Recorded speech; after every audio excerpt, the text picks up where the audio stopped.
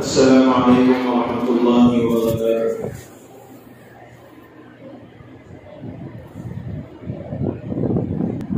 अल्हम्दुलिल्लाह नहमदुहु व नस्तईनुहु व नस्तगफिरुहु व नु'मिनु बिही व नतवक्कलु अलैहि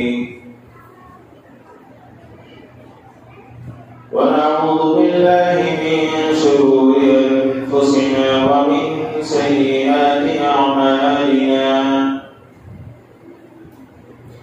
मन यहदिहिल्लाहु फला मुदिल्ल लहु व मन युद्लिल्हु फला हादिय लहु। व नशहदु अन ला इलाहा इल्लल्लाहु वहदहु ला शरीका लहु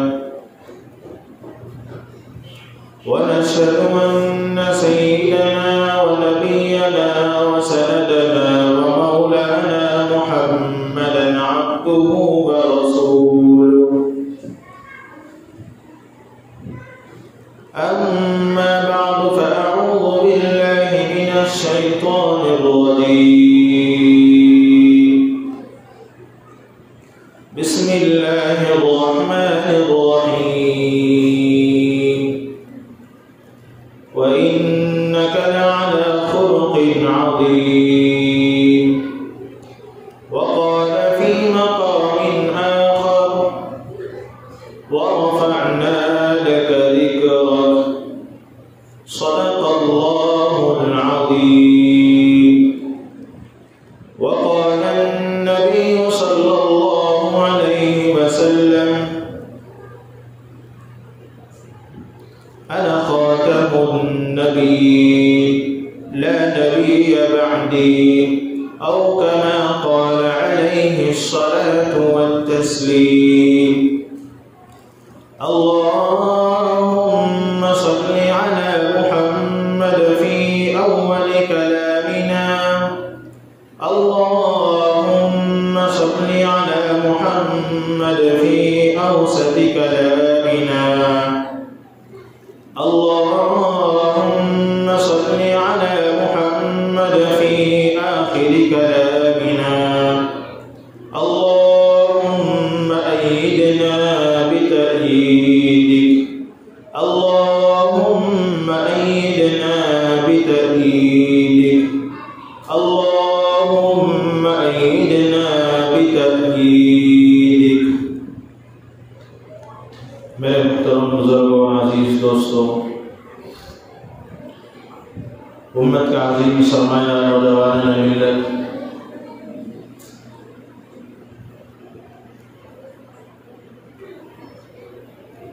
जैसा कि आप सबको मालूम है,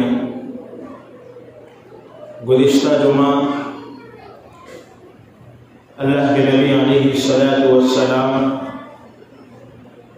के मुआजिज़े पर बात हो रही थी और इसी तरह नबी का मर्तबा क्या है उस पर भी बात हो रही थी।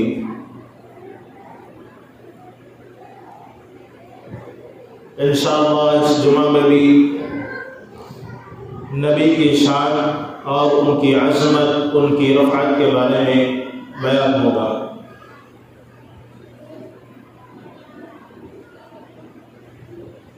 सबसे पहले मैं अल्लाह रब्बुल इज़्ज़त की तारीफ़ करता हूँ जिसने आसमान और ज़मीन को पैदा किया और हमें उसके अंदर एक इंसान बना करके भेजा। अगर चाहता तो कोई और मखलूक़ात में हमें पैदा फरमा सकता था, लेकिन रब ने तमाम मखलूक़ात में सबसे बेहतर मखलूक जिसको हम अशरफुल मखलूक़ात कहते हैं यानी इंसान बनाया।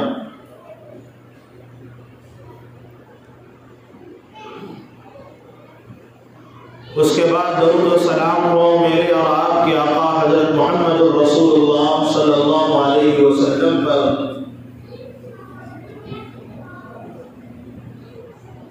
जिनके सदक़े में सारी कायनात को बनाया गया ये चाँद के अंदर ठंडक, ये सूरज के अंदर तपिश यानी गर्मी, पानी के ऊपर ये ज़मीन का बिछाया जाना, हमारे सरों के ऊपर ये आसमान को बगैर सुतून के खड़ा कर देना, वक्त पर बारिश का होना, ज़मीन के अंदर से खजानात का निकलना, सोना, चांदी, तांबा, लोहा, गैस, हर चीज़ ये मेरे और आपके नबी के सदक़े में है। अलगर्ज़ मेरे अजीज़ दोस्तों, सारी दुनिया की चीज़ मेरे नबी के सदक़े में बनी है।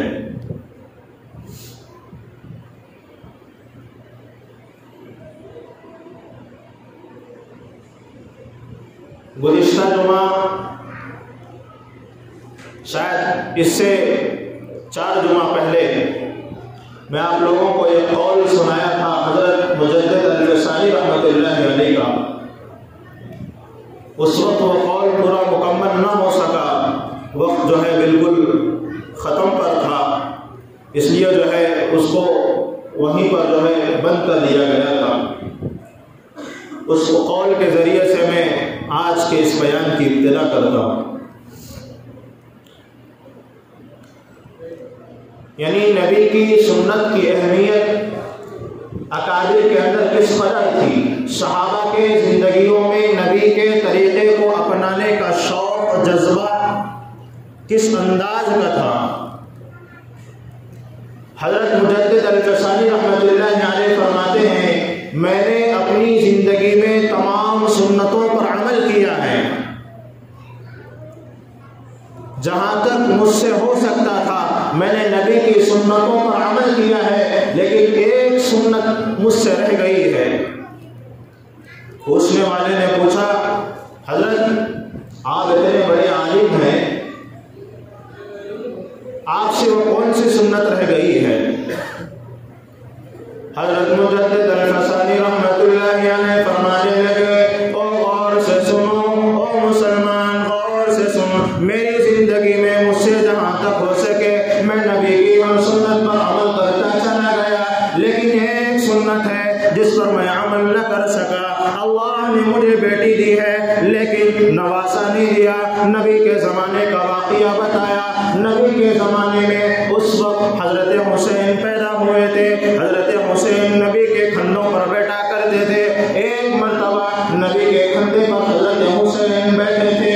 उस वक्त हज़रत हुसैन ने पेशाब कर दिया था, जिसकी वजह से मेरे और आपके आका ताजदार मदीना सरवरे कौनैन हज़रत मोहम्मद रसूलुल्लाह सल्लल्लाहु अलैहि वसल्लम के कपड़े गीले हो गए थे। मेरी जिंदगी में अल्लाह ने बेटी तो दी है लेकिन नवासा नहीं दिया है।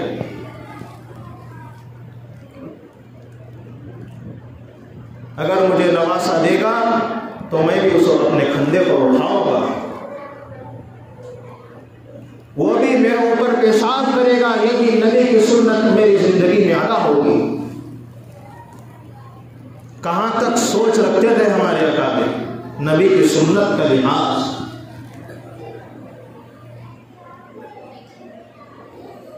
चुनाचे आखिर में वसीयत फरमाई, ए घर वालों सुन लो, मेरी मौजूदगी में मेरी बेटी तो मौजूद है, शादी भी हो चुकी है, लेकिन उसका बेटा नहीं हुआ, यानी मेरा नवासा पैदा नहीं हुआ है। अगर मेरे मरने के बाद, ये कौल मैंने सुनाया था आखिर का टुकड़ा, अब सुना रहा हूँ, अगर मेरे मरने के बाद मेरा नवासा पैदा हो जाए, जब वो मेरा नवासा पेशाब करने के लिए आए तो मेरे कब्र पर लेकर के आना, ताकि मेरे नबी की सुन्नत अदा हो सके। आकर के मेरा नवासा मेरे कब्र पर पेशाब करे।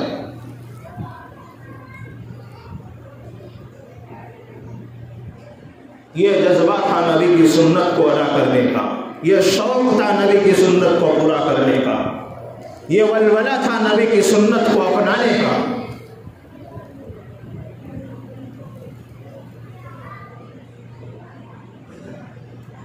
अब हम देखें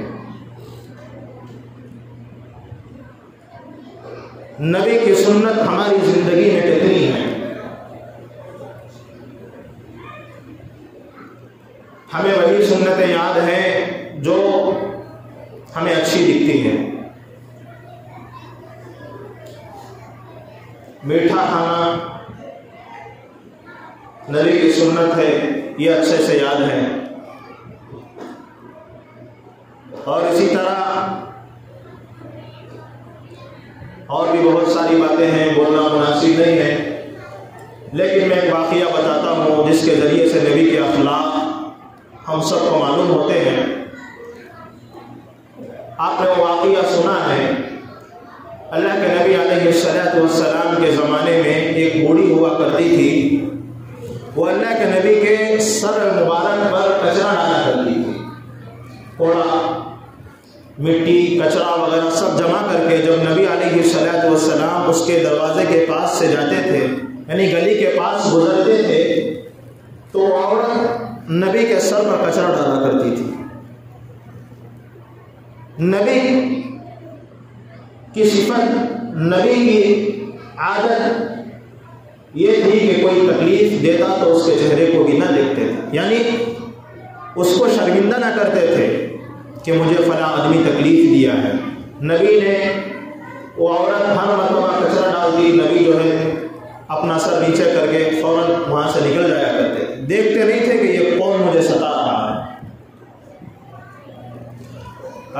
एक मरतबा नबी के ऊपर कचरा नहीं पड़ा, सहाबा से मालूम किया वो औरत कहाँ है जो मेरे ऊपर कचरा डाला करती थी। आज मेरे ऊपर कचरा नहीं पड़ा है, मेरा बदन गंदा नहीं हुआ है, मिट्टी पड़ा करती थी, मैं जिसको झाड़ लिया करता था, साफ कर लिया करता था, वो कौन औरत है। यहाँ तक कि नबी को मालूम नहीं है कि वो कौन सी औरत है जो नबी को सताया करती थी रोजाना। सहाबा ने बताया कि फला जगह उसका घर है। सहाबा ने मालूम किया कि वो औरत बीमार है। अल्लाह के नबी अलैहिस्सलातु वस्सलाम उस औरत की बीमार कुर्सी के लिए उसके दरवाजे पे दस्तक दी। सामने उसकी लड़कियां खड़ी हुई थी, बच्चियां खड़ी हुई थी। देख करके अपनी माँ से कहने लगे, ऐ अम्मा, ऐ वो शख्स आया है जिसको आप रोजाना तकलीफ दिया करते थे, हो ना हो आज वो आपसे बदला लेने के लिए आया है।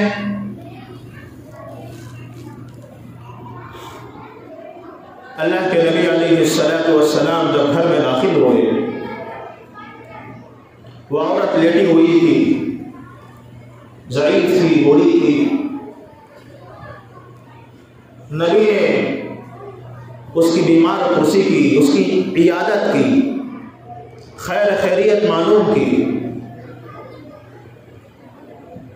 वो औरत परेशान हो गई, मैं जिसको रोजाना सताया करती थी, इसका इतना उम्दा अखलाक है, इसके इतना उम्दा अखलाक है, वो सताने को बाजू रख करके मेरे बीमार होने पर मेरी इयादत के लिए आया है, हालांकि मेरे रिश्तेदार अब तक नहीं आए। नबी के अखलाक देखे।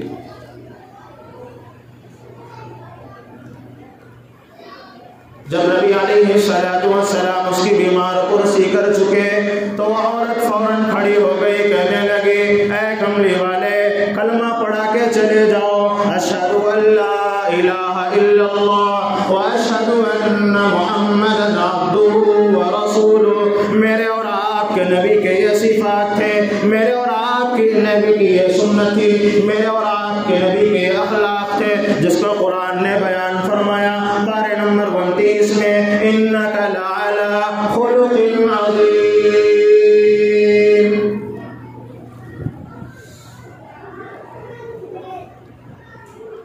नबी की वो सुन्नत आज हमारी जिंदगियों के अंदर देखें। एक प्लेट में खाने वाले,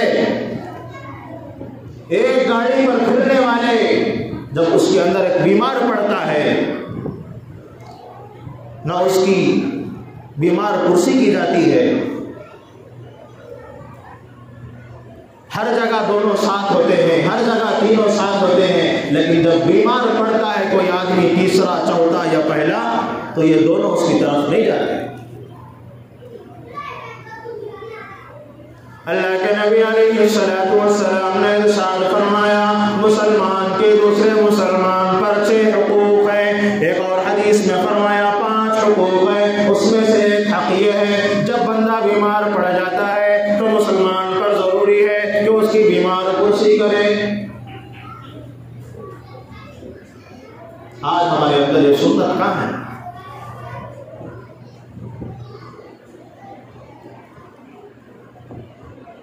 ऐसे उम्दा अखलाक पैदा करना है। और भी बहुत सारे वाक़ये हैं अल्लाह के नबी अलैहिस्सलातु वस्सलाम के और अल्लाह के नबी अलैहिस्सलातु वस्सलाम के मौजिज़े के, जैसा कि गुज़िश्ता मैंने बताया खजूर के तने का मौजिज़ा, मिंबर का, और इसी तरह दरख्त का एक मौजिज़ा मैं आप लोगों को बताया। अल्लाह के नबी अलैहिस्सलातु वस्सलाम जब दरख्त की तरफ इशारा करे तो ज़मीन को चीरता हुआ नबी की खिदमत में हाज़िरी देकर के सलाम अर्ज़ करने लगे। ये नबी के मौजिज़े हैं, ये नबी की शान है।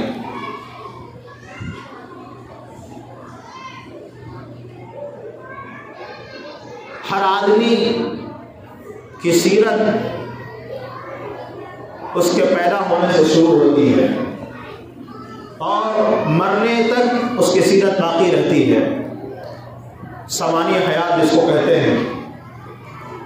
कोई आलिम है, कोई मुफ्ती है, कोई मुदर्रिस है, तो उसके बारे में अगर किताब लिखना चाहे तो लिखते हैं कि फ़लाँ शहर में पैदा हुए, बचपन में इल्म हासिल किया, फ़लाँ मदरसे में तालीम हासिल की, जवान होने के बाद ये मदरसे में जो है पढ़ाते रहे, इस मस्जिद में इमामत करते रहे, इतने साल ज़िंदगी गुजारी, इतने साल में फौत हो गए, किताब बंद।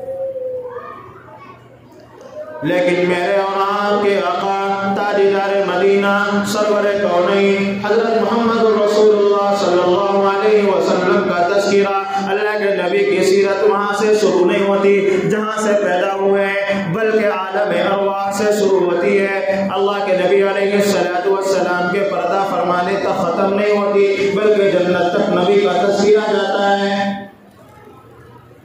कि नबी की शान।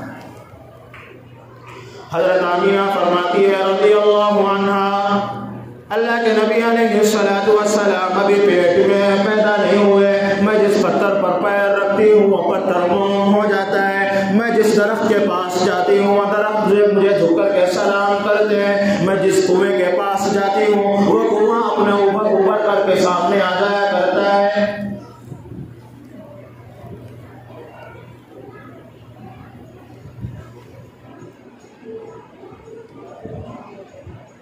अलगर्ज़ मेरे अजीज दोस्तों, नबी की शान भी निराली है, नबी का मौजिज़ा भी निराला है, नबी की ज़ात भी निराली है, नबी का हुस्न भी निराला है।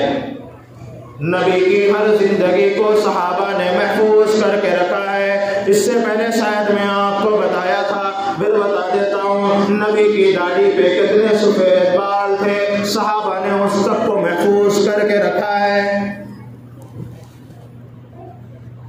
नबी कैसे चला करते थे, नबी किस अंदाज से जूते पहना करते थे, नबी किस अंदाज से तेल लगाया करते थे, नबी किस अंदाज से सुरमा लगाया करते थे, नबी किस अंदाज से सहाबा से बात किया करते थे, नबी किस अंदाज से कर्ज लिया करते थे, नबी किस अंदाज से कर्ज अदा किया करते थे। हर चीज़ सहाबा ने किताबों में महफूज करके रखी है। लेकिन कभी इस बात की है हमारे पास इतना वक्त नहीं है, हमारे पास इतना टाइम नहीं है, नबी की सीरत की जिंदगी का मुताला करे, नबी की सुन्नतों पर अमल करे। अगर हमारे पास वक्त है तो गपशप मारने का वक्त है, होटलों के पास ठहर करके दूसरों की इज्जत करने का वक्त है। हमारे पास अगर वक्त है मदारिस पर उंगलियां उठाने का वक्त है। अगर हमारे पास वक्त है तो मदारिस और मसाजिद पर उंगलियां उठाने का वक्त है। अगर हमारे पास वक्त है इमाम की इज्जत करने का वक्त है। अगर हमारे पास वक्त है तो मुअज्जिन के काम पर उंगली उठाने का वक्त है। अगर हमारे पास वक्त है तो हर चीज का वक्त है, इबादत करने का वक्त है। अगर वक्त नहीं है, नबी की सुन्नत को अदा करने का वक्त नहीं है, नबी की सीरत को अपनाने का वक्त नहीं है। जब हक बात बोलते हैं तो आज लोग हंसते हैं।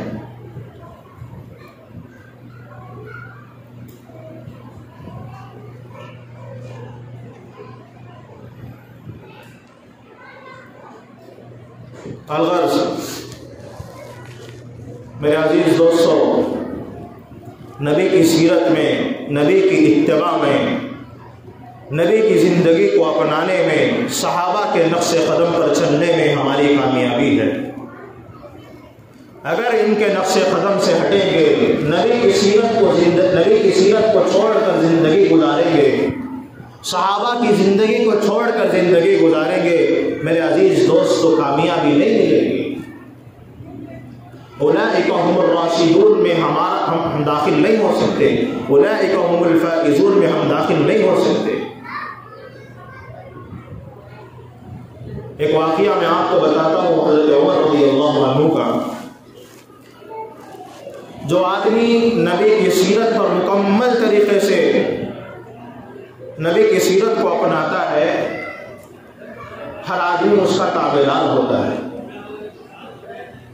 एक मर्तबा में सर से एक बादशाह हज़रत उमर रज़ियल्लाहु अन्हु को कत्ल करने के लिए एक जासूस भेजा।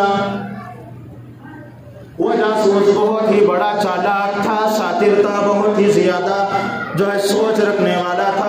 मदीने मुनव्वरा में तशरीफ लेकर आया। मदीने मुनव्वरा में आकर के कहने लगा, प्राइम मिनिस्टर बैठने की जगह कहाँ है, तुम्हारा बैठ हाउस कहाँ है, अमीरुल मोमिनीन तुम्हारा कहाँ बैठता है, उसका महल दिखाओ, मैं उससे बात करना चाहता हूँ। मदीने वालों ने कहा, सहाबा ने कहा, हमारे पास यहाँ कोई खास महल नहीं होता। अगर तुम अमीरुल मोमिनीन को देखना चाहते हो, उनसे मिलना चाहते हो, तो मदीने के बाहर चले जाओ। शहर जहाँ ख़त्म होता है वहाँ पर अमीरुल मोमिनीन मौजूद है, बैतुल माल के ऊँट चरा रहे हैं, वहाँ जाकर के उनसे मुलाकात कर लो। चुनाचे वो जासूस हज़रत उमर को कत्ल करने के इरादे से आया था। हज़रत उमर के पास तशरीफ ले गया, देखा कि हज़रत उमर ऊँटों को हाँक रहे हैं। ऐसा बड़ा बादशाह जो पूरी दुनिया पर हुकूमत करता है, आज के काफिर लिखने पर मजबूर हैं। अगर हज़रत उमर जैसा इंसान अगर 10 साल भी इस दुनिया में जिंदा रहता, सारी दुनिया के अंदर कुफ्र और ख़त्म हो चुका होता, बुत परस्ती ख़त्म हो चुकी होती, इस्लाम गालिब आ चुका होता। इतना ताकतवर बादशाह ऊँटियाँ चरा रहा है। बड़े बड़े बादशाह उनके नाम से डर जाया करते थे। ऐसा बादशाह ऊँटनियाँ चरा रहा है। चुनाचे वह जासूस दूर से हज़रत उमर को देखने लगा, सारे जगह का मुआयना किया, मुहासरा किया, कहाँ कौन सी चीज़ है, किस अंदाज से मुकाबला करना है, हज़रत उमर को किस अंदाज से कत्ल करना है। चुनाचे देखा कि एक बहुत ही बड़ा गहना दरख्त है। वो सोचने लगा कि शायद हज़रत उमर जब थक कर आएंगे तो इस दरख्त के नीचे सोएंगे, तो उस वक्त मैं उसको कत्ल कर दूंगा। चुनाचे हज़रत उमर ऊँटनियाँ चरा रहे हैं, वो जासूस उस तरफ के ऊपर चढ़ करके छुप करके बैठ गया। जब हज़रत उमर यहाँ आकर के सोएंगे, मैं उनको कत्ल कर दूंगा, काम तमाम कर दूंगा, अपने मालिक के पास जाकर के इनाम का मुस्तहिक होगा, इनाम हासिल करूंगा। इत्तेफाक से ये हुआ कि हज़रत उमर उसी दरख्त के नीचे आकर के सोए।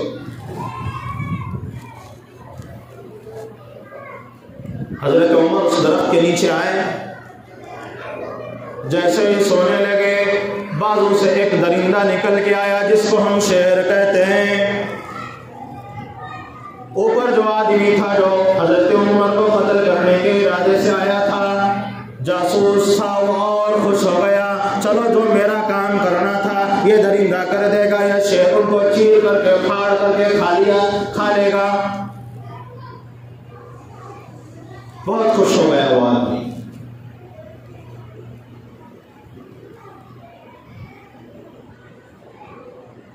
देखता रहा हज़रत उमर के करीब वो शेर आता गया। ये ऊपर छुप करके देखता है, बहुत खुश हो रहा है।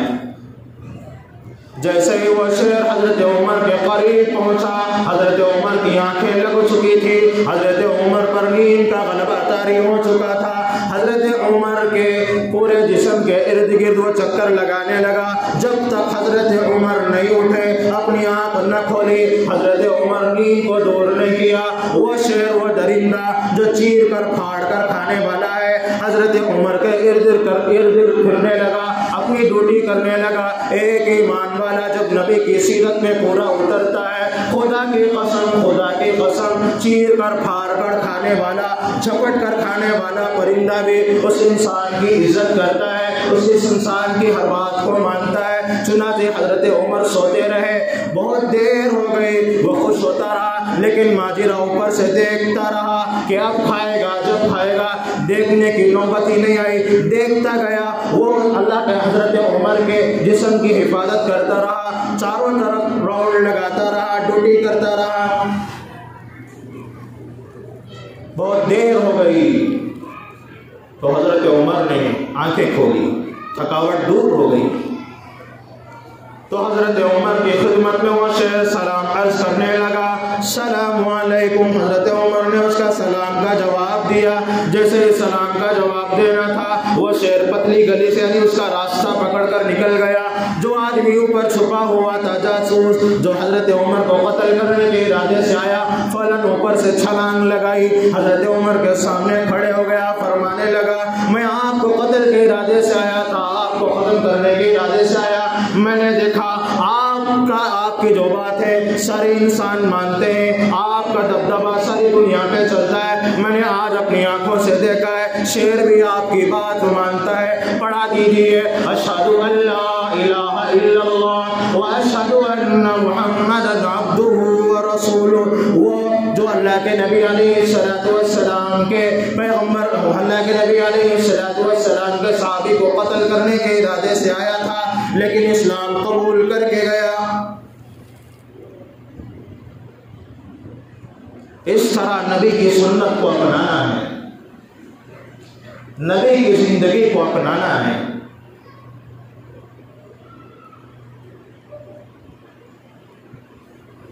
मीठे खाने की सुन्नत हमें याद है, और अच्छा कपड़ा पहनने की सुन्नत हमें याद है। अच्छा खाना यह सुन्नत याद है, जलकर खाना, जला हुआ नहीं खाना, ये सुन्नतें हमें याद है। अगर याद नहीं है नबी, अगर याद नहीं है तो बीवी का हक कैसे अदा करना है, वो सुन्नत याद नहीं है। अगर याद नहीं है औलाद की तरबियत करना किस तरह करना चाहिए, वो सुन्नत याद नहीं है। माँ बाप की इताअत करना है, वो सुन्नत याद नहीं है। मीठा मीठा हक, कड़वा कड़वा थूथू, ये नौबत है हमारी। अगर कोई इस पर बोलता है तो मौलाना बहुत ज्यादा बोल रहा है भाई। मौलाना अपनी तरफ से बोलता नहीं है, कुरान बताता है, हदीस की बातें बताता है, सहाबा के अक़वाल बताता है। मौलाना अपने घर से कोई किताब बना करके नहीं लेकर आता।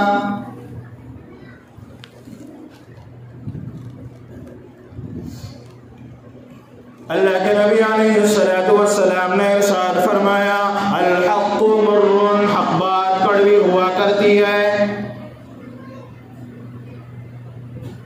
जब कोई आदमी बीमार होता है तो दवा उसको कड़वी दी जाती है। आदमी अपने हलक से उस कड़वी दवा को उतारने के बाद ही शिफायाब होता है। मुआशरे के अंदर ऐसी गलतियां हैं, अगर इमाम न बोले फिर कौन बोलेंगे?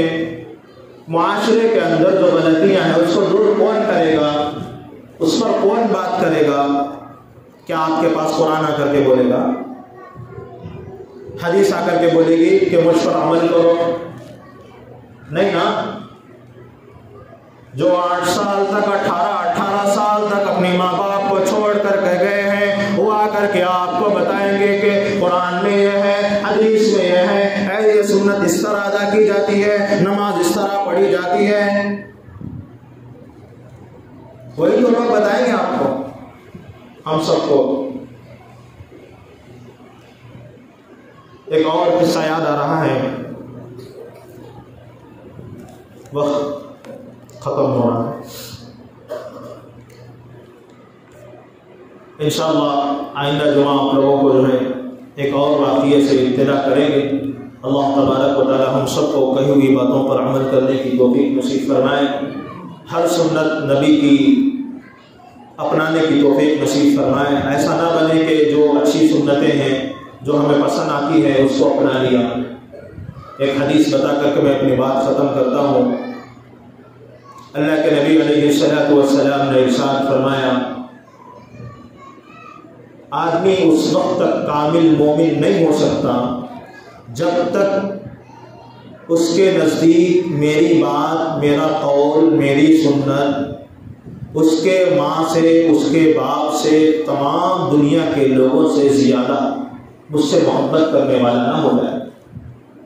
यानी मेरी बात से भी मोहब्बत करने वाला हो, मेरे कौल से भी मोहब्बत करने वाला हो, मेरे अमल से भी मोहब्बत करने वाला हो।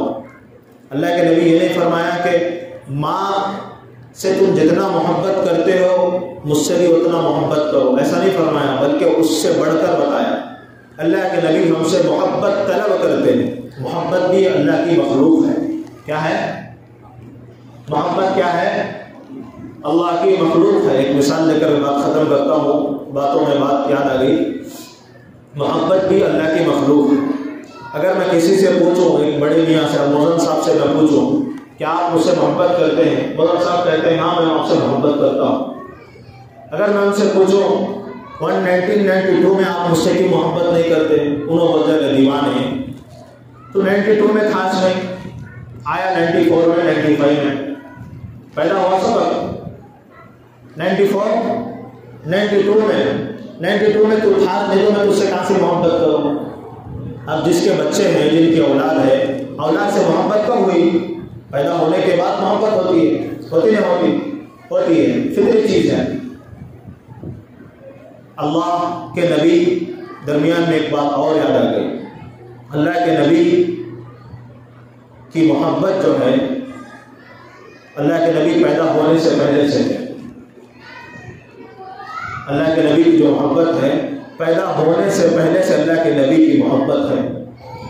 जो आदमी अल्लाह के नबी अलैहिस्सलातु वस्सलाम से मोहब्बत करना चाहता है, अपने जान से भी ज़्यादा मोहब्बत करना चाहिए, अपने माल से भी ज़्यादा मोहब्बत करना चाहिए, अपने बीवी बच्चों से भी ज़्यादा मोहब्बत करना चाहिए।